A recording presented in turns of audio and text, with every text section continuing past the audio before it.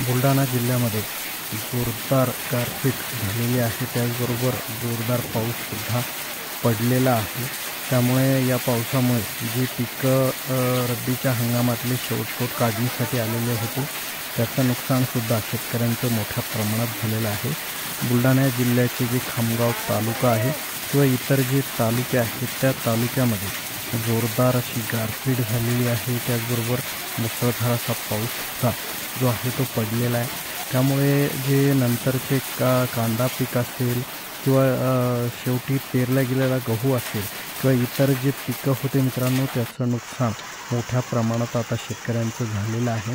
हे संपूर्ण जे वर्ष आहे ते अवकाळी पावसामुळे नुकसानदायी वर्ष ठरलेलं आहे। त्यामुळे हा किती दिवस पडू शकतो हा एक अंदाजच राहील, अंदाज शेतकऱ्यांना येत नाही मित्रांनो।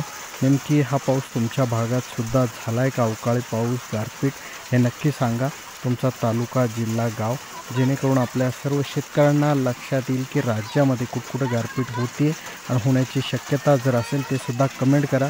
व्हिडिओला लाईक करा, शेअर